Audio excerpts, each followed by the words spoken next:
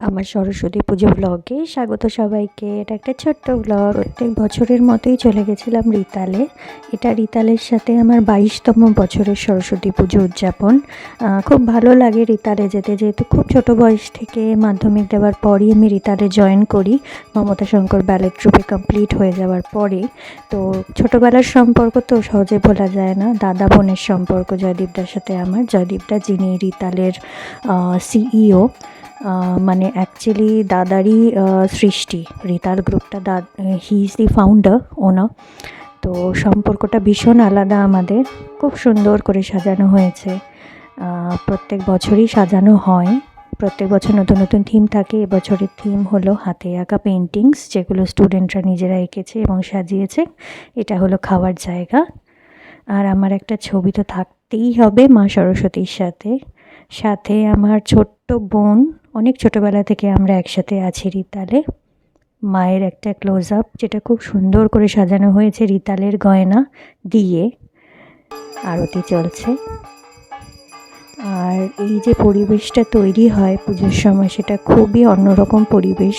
সমস্ত জিনিস হাতে আঁকা, সমস্ত জিনিস হাতে গড়া, এবং এটা আমি ছোটোবেলা থেকে দেখে আসছি বলে আমার কাছে খুব আপন। সাজানো গোছানো সবই স্টুডেন্টদের নিজেদের করা।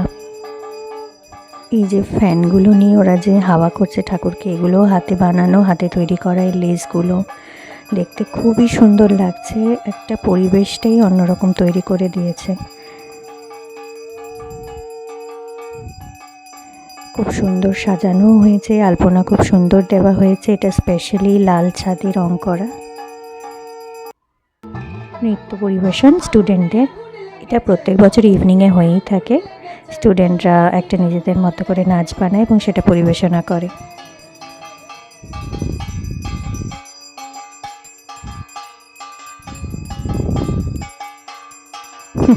দাদাও কাজে মত্ত সবার সাথে। এগুলো ছোট ছোট জিনিস, ছোট ছোট মুহূর্তগুলো ধরে রাখার চেষ্টা, আর কিছুই নয়।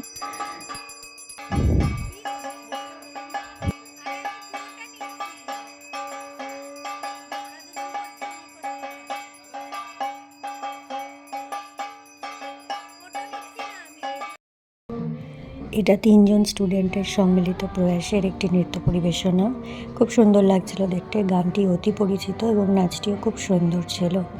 এরপরে যেটি আসছে সেটি আরও সুন্দর। সেটা হলো একটা ইংলিশ মিউজিক্যালের সাথে সিনিয়র গ্রুপের ডান্স প্রিপারেশন।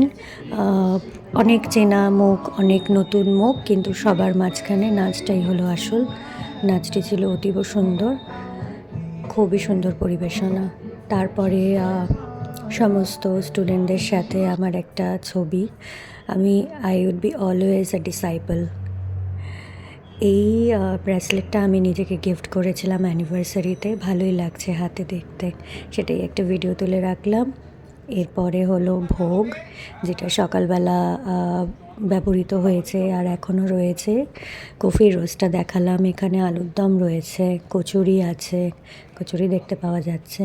আর এরপরে আমিও এক প্লেট নিয়ে বসে পড়েছি, সাথে আলু। কর্মরত এবং ব্যস্ত, এই কারণেই জয়দীপদাকে খুব পছন্দ করে, যে সবার সাথে মিলেমিশে থাকতে ভীষণ ভালোবাসে। প্রত্যেক বছর ওকে আলাদা করে একটা নেমন্তন্নও পায় জয়দীপদার থেকে। এটা আমাদের 3জনের একটা ছবি। মুহূর্তগুলো শুধু ধরে রাখার চেষ্টা করা হয়। আর সেজে গুজে গেছি, একটা ছবি থাকবে না। পরের দিন অফিস যাওয়ার সময় শাড়ি পরে গেছিলাম। 3 তারিখ মানডে ছিল সরস্বতী পুজো, তাই নিজের একটা ভিডিও তুলে রাখছি। ফটো তোলা হয়নি, কাজের চাপে ভুলে গেছিলাম অফিসে গিয়ে। এই ভিডিওটাই সম্বল এবছরের আমার শাড়ি পরার। But I was looking good. শাড়িটা মায়ের শাড়ি আমার ভীষণ পছন্দ। মানে আমি নিজের শাড়ি থাকলেও নিজেরটা পরি না, মায়েরটাই পরি। এরপর অফিসে গিয়ে বসে একটু রেস্ট নেব, তারপর কাজ শুরু হবে। হাতে ব্রেসলেটগুলো তুলে রাখলাম। ভালো লাগছিল হাতে দেখতে, স্ট্যাক অফ ব্রেসলেট আমার খুব ভালো লাগে পরতে, তাই একটা ভিডিও তুলে রেখে দিলাম আমার সংগ্রহের জন্য। পরে দেখব আর কিছু চেঞ্জেস করা যায় কি না, অ্যাড করা যায় কি না। এই ব্রেসলেটটার মধ্যে কিছু এলিমেন্টস অ্যাডেড রয়েছে। এই ফিমেলের মুখটা, বি লেখা লেটারটা, আর সাথে লাস্টে একটি আমার ফটো শাড়ি পরিহিত।